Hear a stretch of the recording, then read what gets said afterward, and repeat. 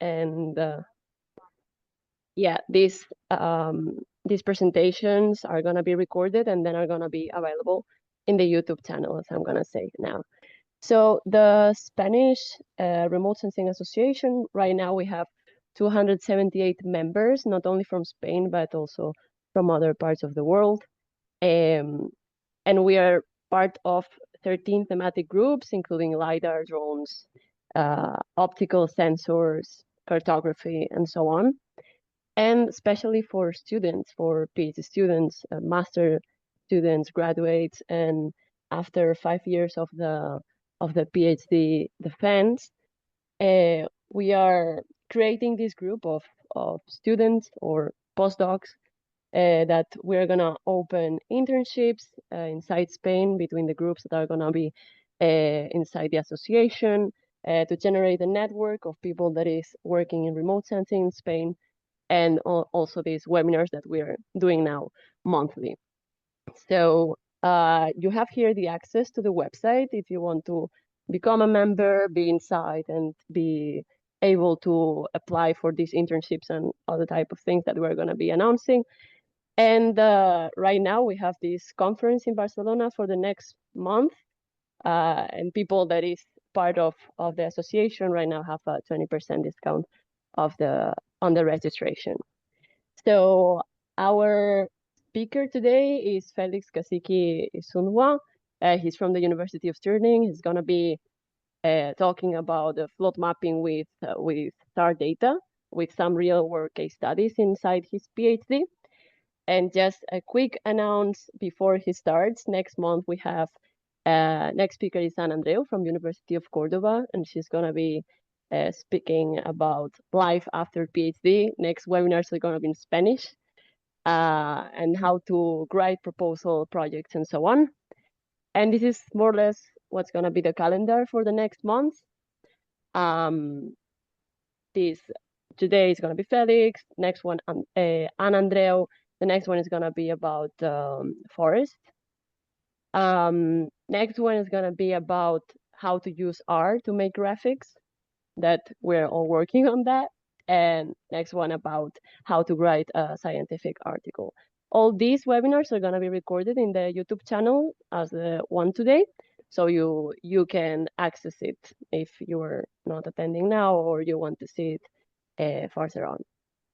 So it's Sasso, the floor is yours. About Thank Felix. you. Thank you very much, Mar. I'm really happy to introduce you, Felix. Felix is a PhD student at the University of Stirling in Scotland, and his research mostly focuses on using SAR polarimetry data to map and monitor floods in Scotland and in Guyana. He also is conducting some experiments experiments with a ground radar to understand signal interactions under simulated flood conditions. And you have there a bit more information about him. If you have any questions, please, you have down there in your screen and the button, you can see like a question and answer button. So if you want to ask anything, you can ask there. If not, at the end of Felix's presentation, we would open your micros and everything if you want to make any question. And I think that's all. Felix, whenever you want. Okay. I'm gonna stop.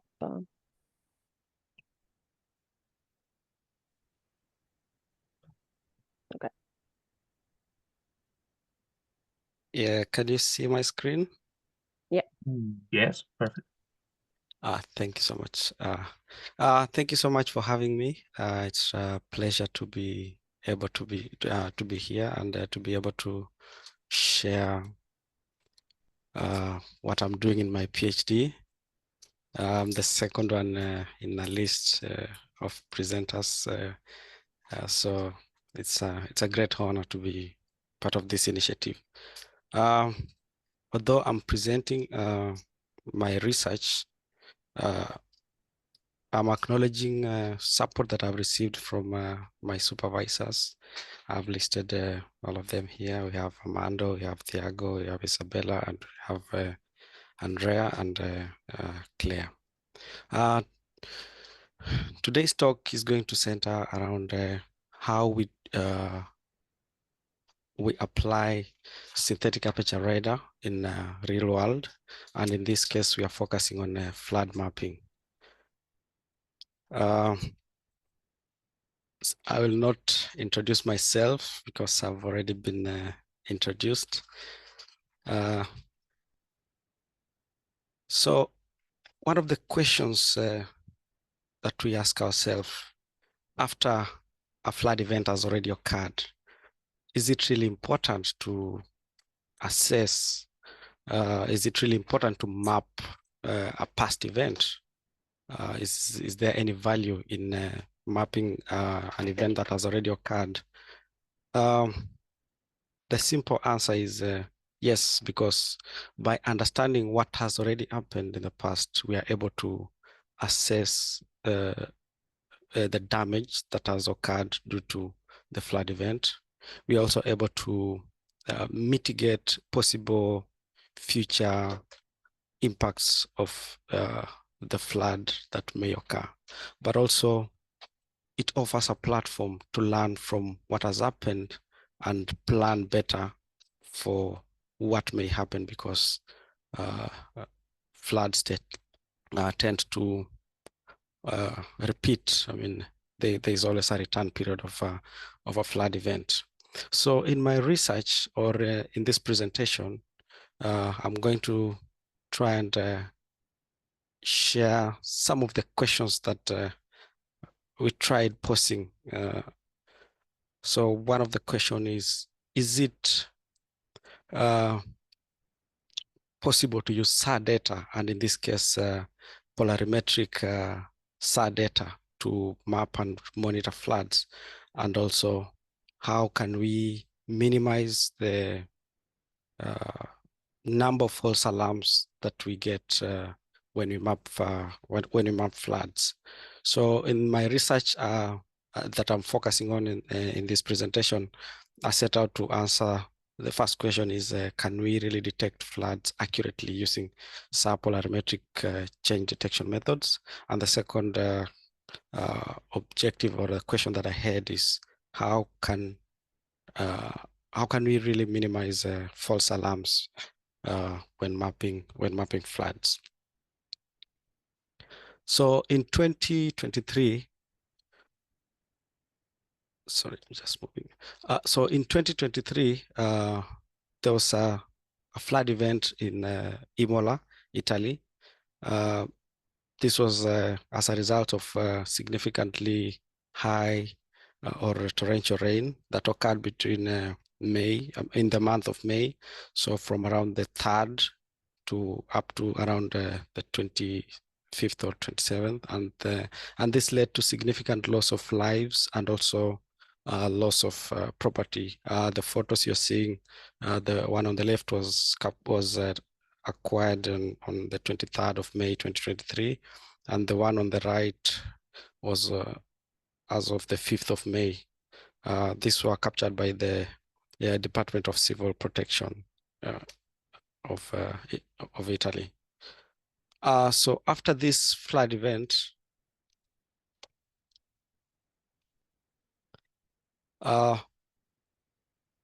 there were 3 satellite passes within the area or within the region. So, sorry, I'm trying to, sorry, there's a toolbar, the Zoom toolbar is kind of distracting, it's popping up. So in the Imola region, when the flood event occurred, there were 3 satellite passes that captured or acquired SAR image. Specifically, this was Sentinel-1 imagery or satellite passes. On the right, I'm showing 3 or the entire SAR scene: the black, the red, and the blue. But in the case of this research, we only picked up smaller portions of the area or the image to analyze, so that we do not spend significant resources analyzing the entire SAR scene, while the flood only occurred in the Bologna region. So you might see in the later stages of the presentation where I talk about frames, and in this case, I'll be referring to the images analyzed as blue, the red, and the black. So the different frames represent the different dates in which floods or the satellite imageries were acquired. One was acquired on the 22nd of May, the second one was acquired on the 23rd of May, and the third one was acquired on the 27th of May. So that's what we are referring to as frames in this study. So a brief introduction on how SAR really works. So synthetic aperture radar is an active remote sensing. It's an active remote sensing way of collecting data. And how it works is that if you take an analogy of our phones, at night with your smartphone, if you want to capture or take pictures, you have to use your flash to be able to capture photos. So you are using the light from your phone to be able to see your target. In the same way, synthetic aperture radar satellite works. It's orbiting around the Earth, but in this case, it's using microwave signals that are sent towards the target, and it listens back to the amount of energy backscattered towards the sensor. So depending on the amount of energy, we're able to detect or determine the type of feature that we are imaging. So there are different ways in which we can, the SAR works. So a signal is sent in a polarization. For example, we have vertical polarization, and you can receive backscatter energy, and you record it in a vertical polarization, or it can be transmitted in a vertical and recorded in a horizontal polarization. This is the case of Sentinel-1. So in a natural environment, for example, you would have an instance where we have a building, a signal is sent, it would bounce on the ground, bounce on the side of the building, and the signal will backscatter back to the sensor and recorded. This is a case where we have what we call double bounce. It occurs either in a natural environment where we have vegetation, or it can happen where there are buildings. But we also have where the signal bounces from in the case where there are trees or forests, the signal will bounce on the tree branches, have multiple bounces within the tree branch, and some amount of energy will be backscattered back to the sensor or to the satellite. This is what we call volume scattering. But there's also scattering there's also the scattering that occurs on a rough surface, where we have the signal coming from the sensor will be scattered in multiple directions, and some amount will be scattered back to the satellite. And in a case where there is a flood event,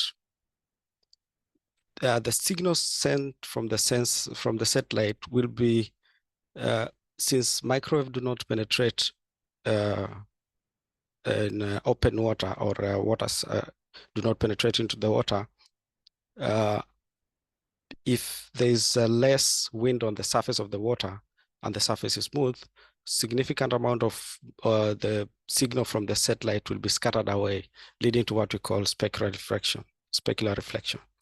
So in my research, I'm using what we call change detection methods, where we're comparing images that are acquired before a flood, where we have different types of scattering, such as double bounce volume or rough surface scattering, against an image acquired during flood where we have specular reflection. There'll be a notable difference where we'll have less amount of backscatter back to the sensor, as you will see in the next slide. So we'll note that bright areas will have more backscatter in a SAR image, while dark areas will have less backscatter. A case is a flooded surface or an open water surface which will have less amount of backscatter. So this is an example of a SAR image that from Imola region, and this was acquired on the 22nd of May. As you can see, the red rectangular areas show portions, sections of the image that recorded that were captured as flooded areas. And you can see there are dark areas showing significantly low backscatter compared to brighter areas where we have more backscatter. So these areas would be urban areas or where there are multiple buildings, while the dark areas, as in this case, will have open water surface. So in this research, we utilize Sentinel-1 data, which is a C-band SAR data. And we analyzed this in a time series where we analyzed around 376 images. And the first SAR image was acquired on the 22nd, as I mentioned before, the second on the 23rd, and the third one on the 27th. During the same period, a PlanetScope optical satellite captured or acquired some images, and we used this to do what we call accuracy assessment for the different change detection methods that we selected for this research.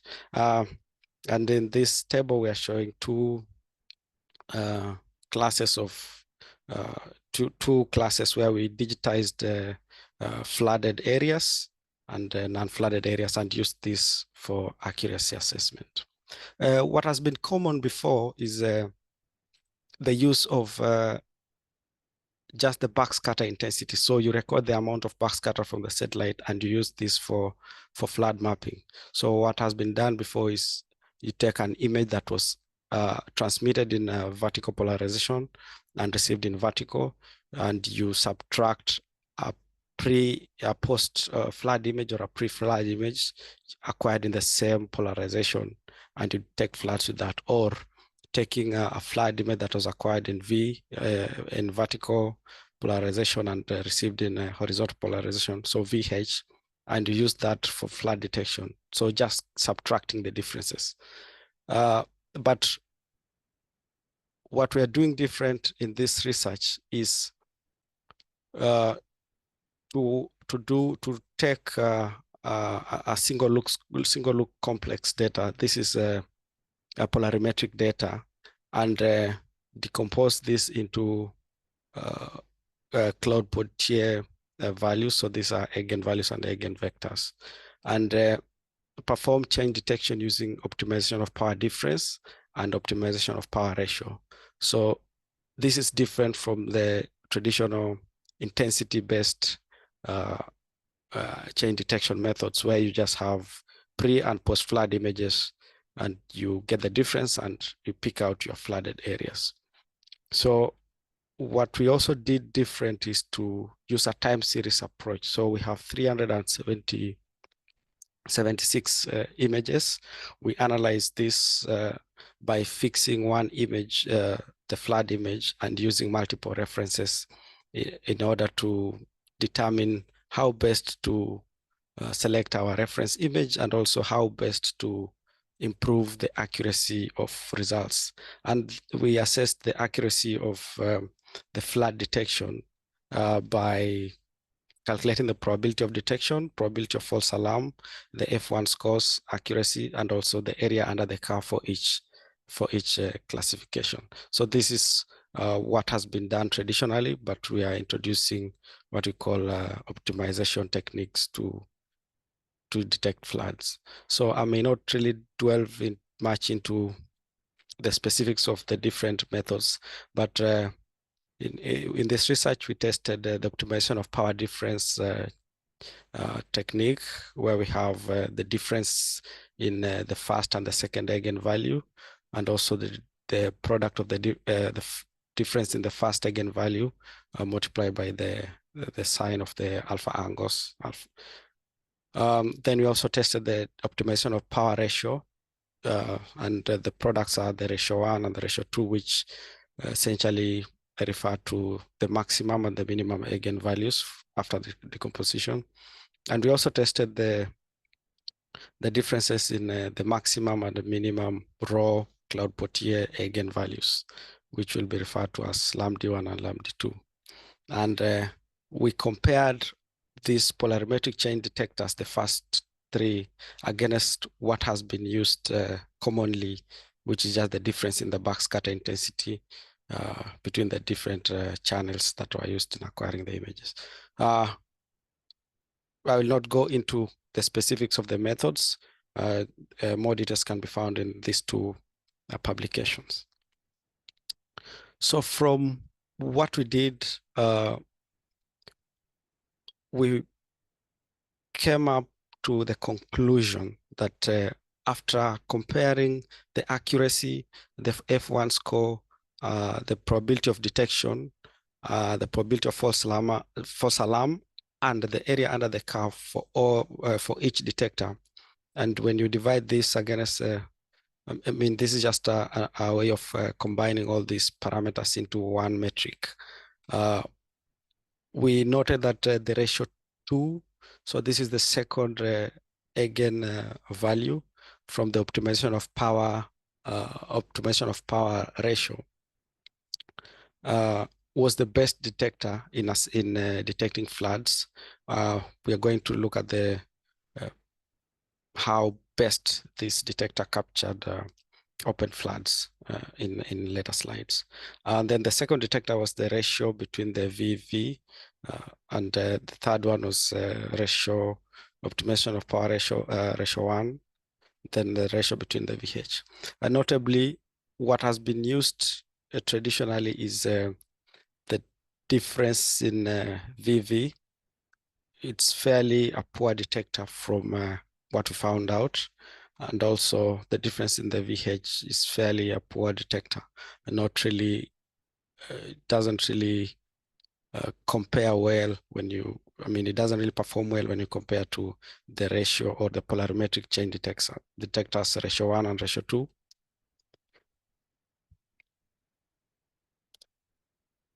So one of the questions that we had is, how can we minimize the false alarms when doing a flood mapping?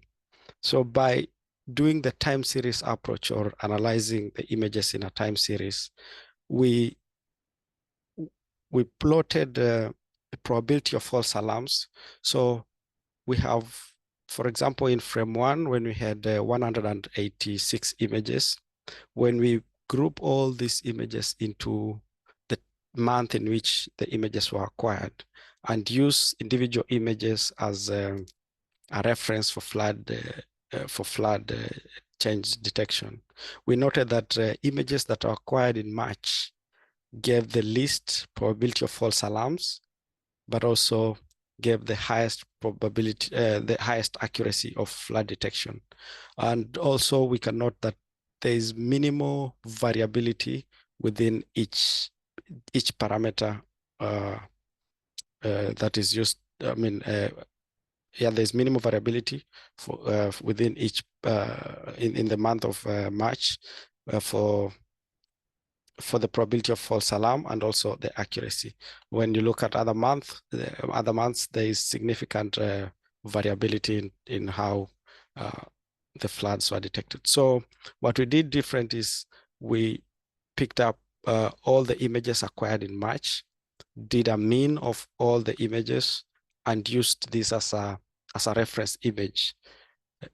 Instead of using a single image for change detection, we used mean of March images. And the finding from the using the mean of match image is that we significantly improved the accuracy of detection, because if you look at the red, the plots in red, the plot at the bottom is the probability of false alarms. So we note that the ratio 1 and ratio 2 give us the least probability of false alarms. And it outperforms a single reference image, which is an image that was acquired on the 21st of April 2023. So averaging the images and using that as a reference significantly improved the accuracy of detection. So we have accuracy, we get the best accuracy by using the mean of match, but also we get significantly lower probability of false alarm for all the other detectors.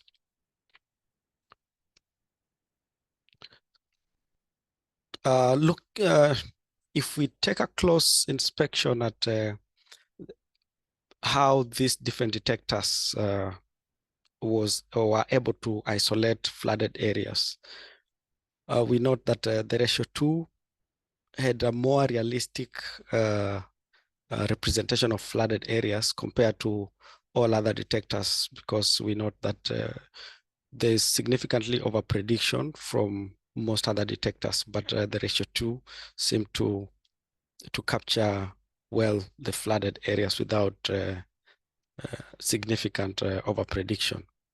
When we take a closer look at the image that was acquired on the 22nd of May, and using ratio 2 to estimate the flood area, approximately 14,000 hectares of land was estimated to have flooded.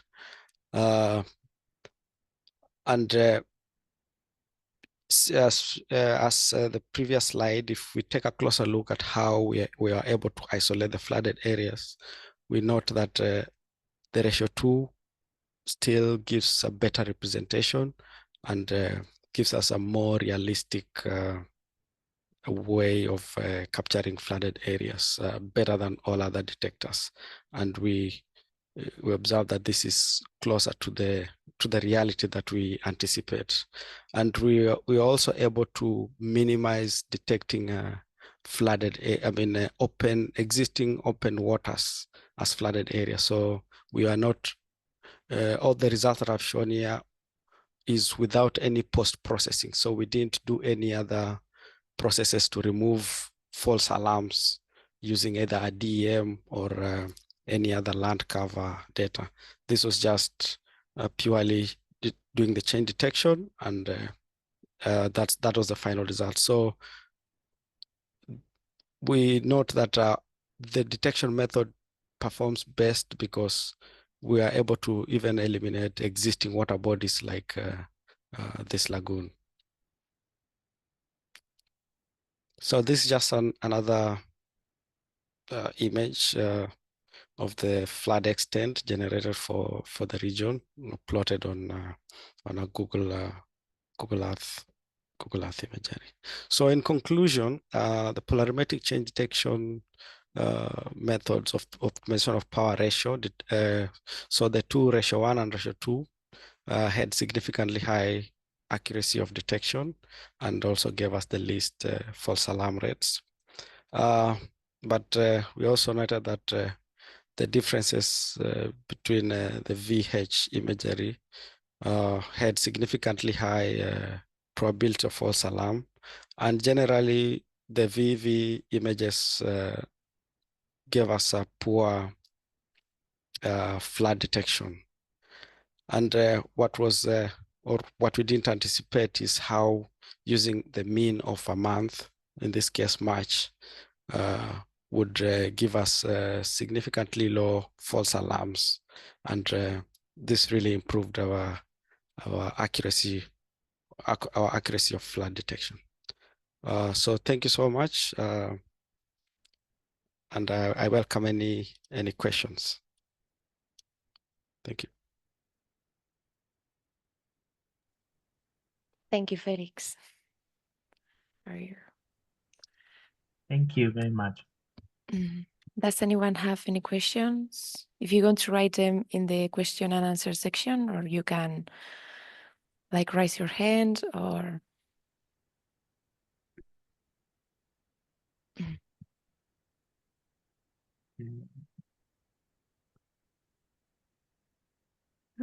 I have a question if no one wants to. Yes, yes. Okay, so for me it was really interesting the part when you show us how you like when you choose the previous image like before the flood event, like Yes. if I understand correctly, you like the graph you show us, it's like you make the test with the mean of every month. I mean, like the results Yes. for okay. Did you Yes. try to combine more months or like I don't know, like why did you change to choose to do it monthly and don't, I don't know, use a longer period, or I don't know. That was just Yes. So thank you for that question. It's a very good question, and so what I didn't talk about is how we really arrived at using the mean of March as the reference image. So what I tested before is we used single images. So you take, because we had 186 images for one frame, and the flood image. So if we take frame 1, the flood image was for the 22nd of May. And within the same frame, there are 186 images. So I used each image as a reference for the flood okay. image. So the first part was to use a single image, yeah. And then the second is was now to plot this the box plots here. So this showed us how the variability of the reference is and how that impacts the accuracy. So this informed the decision to take a mean of the March image as the reference. Okay. Then we also tested other reference images. For example, we took April, we also took October, but they were not really, they didn't give us the best detection. Yeah, that's why we settled for March. And I think one of the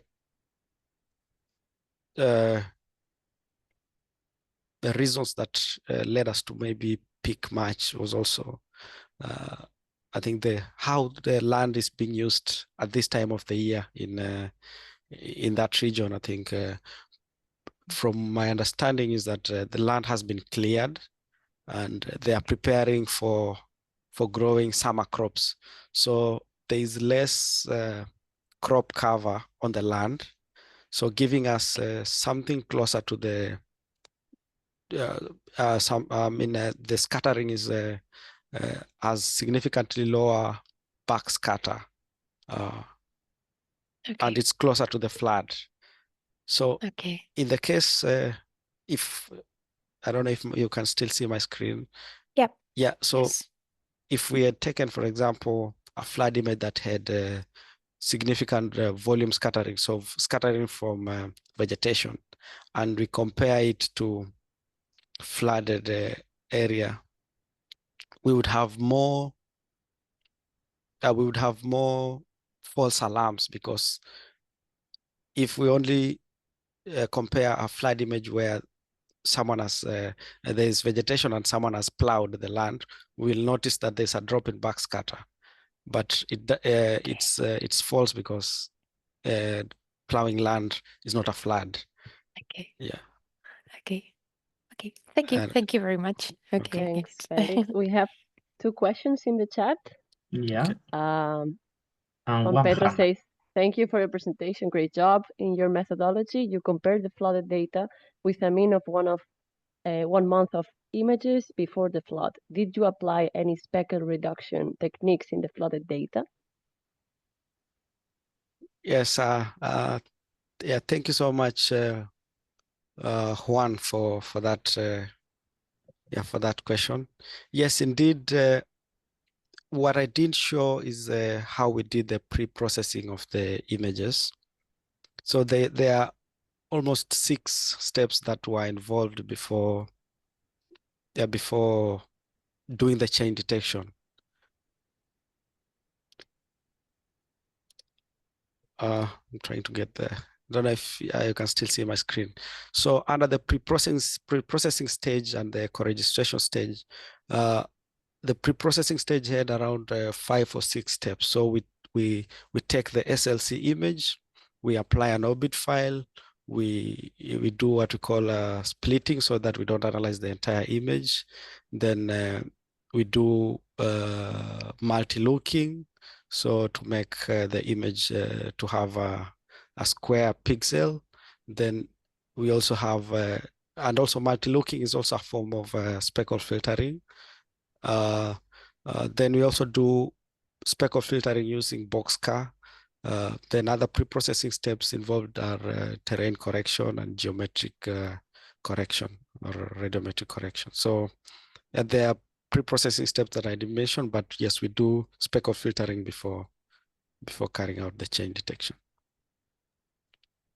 Thank you for the answer. I think you answered the question. We have another one now in the chat. Jesus Alvarez says, congratulations for the interesting presentation. And the question is, can the interferometric coherence be used for flood mapping? Have you compared this with the polarimetric approach? And what are the pros and cons? That's a complete one. Thank you so much, Jesus, for that question. Yeah, indeed. Interferometric coherence can be used. Yeah, but I'm not really I'm not really well versed in on the use of interferometry in this case. But from my understanding is there'll be a loss of coherence in a flooded surface, and this might really lower the performance in flood detection. Yeah, and since we have 12 days of the SAR satellite acquiring an image over the same area, there'll be significant decorrelation of the images, because there could be so much change between the 12 days that we lose coherence. So this might lower the performance or the accuracy of detection. So I have not applied any interferometric coherence for this reason. It's something that I've thought about, and I'm still looking at how to have this or have coherence as part of my analysis. But at first, the 12 days between the acquisition of subsequent image led to me not taking this option of using the coherence. Thank you, Felix, for the answer. And we have a last one for now. That it takes how long it took you to process the area and get the results. What's the time processing? Yeah. So since I was only analyzing bits of the image, the polarimetric change detectors were the ones that took long. So for a single image, you would take around 20 minutes to process one image. So you can imagine you have 186 images. Yeah, so that would take around days to complete the analysis.